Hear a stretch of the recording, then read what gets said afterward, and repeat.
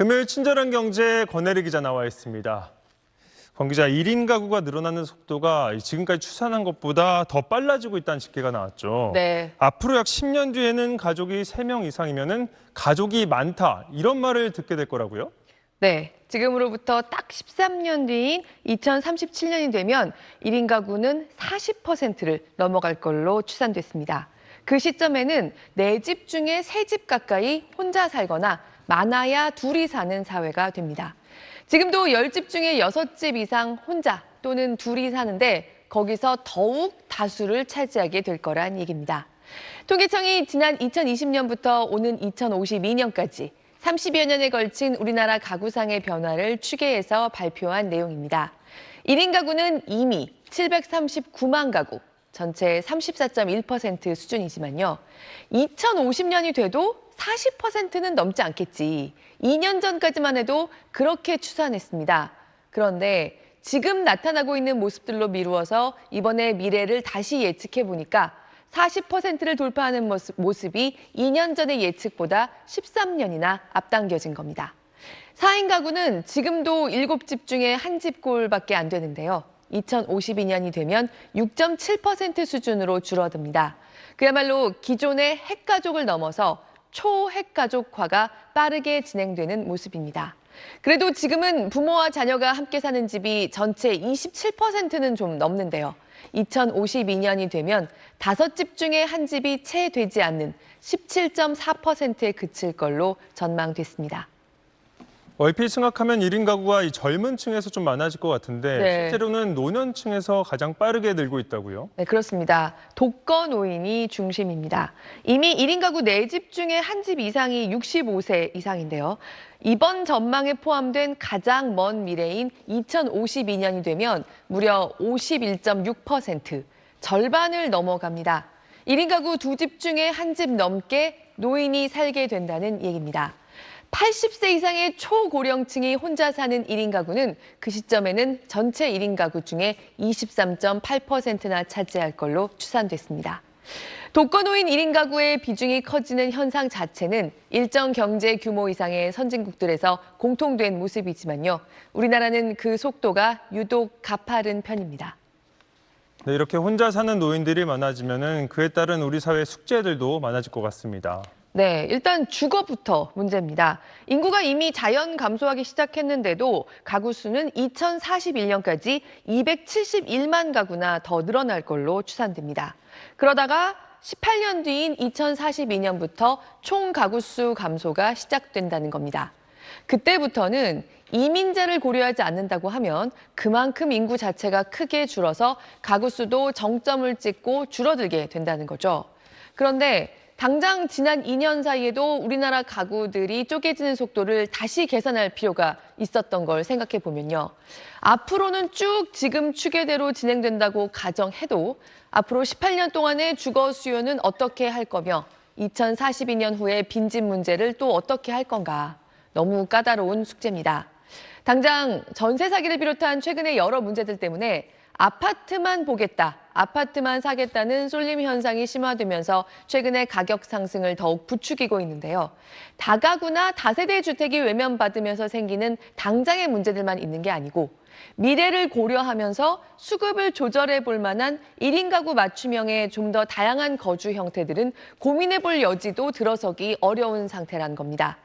남들보다 가파르게 초핵가족화가 진행되면서 사람은 줄어들고 있는 우리나라의 특수한 상황에서는 단지 지금의 주택시장 왜곡 문제에 그치지 않는 심각한 문제라는 거죠.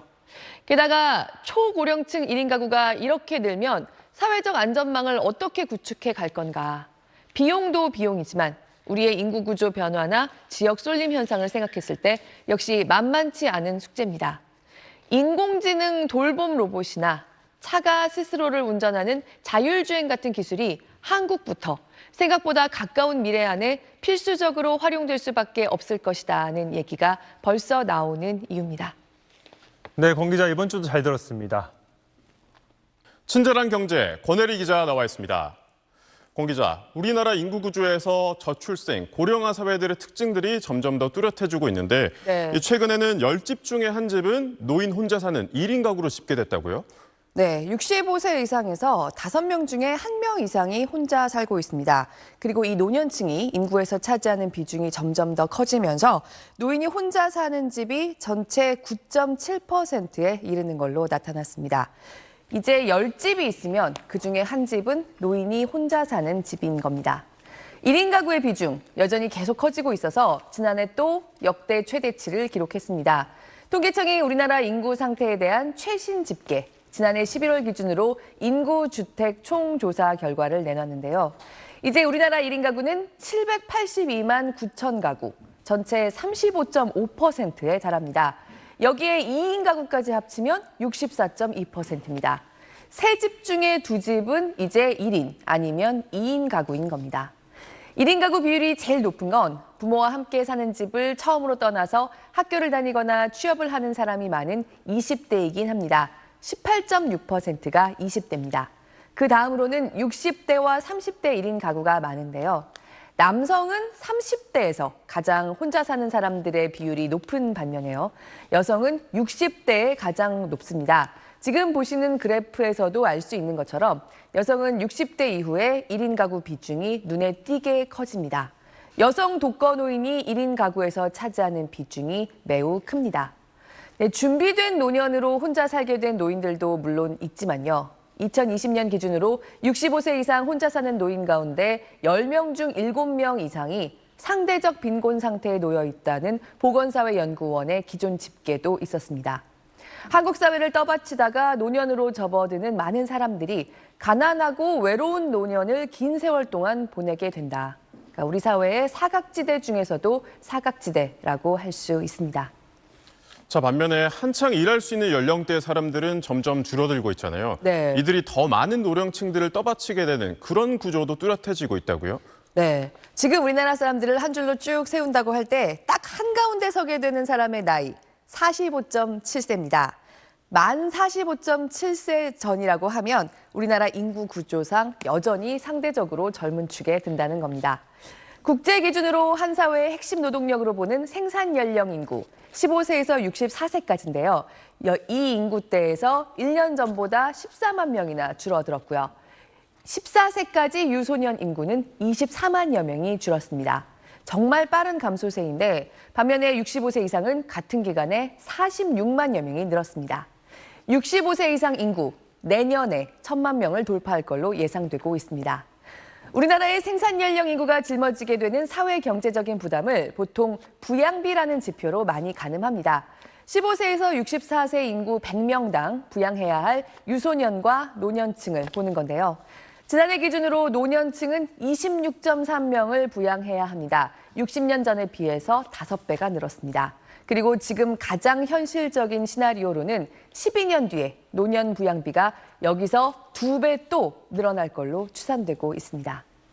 네, 방금 말씀해 주신 것처럼 이렇게 젊은 층은 빠르게 줄어들고 있는데 우리나라 전체 인구는 3년 만에 전환세를 보였다고요?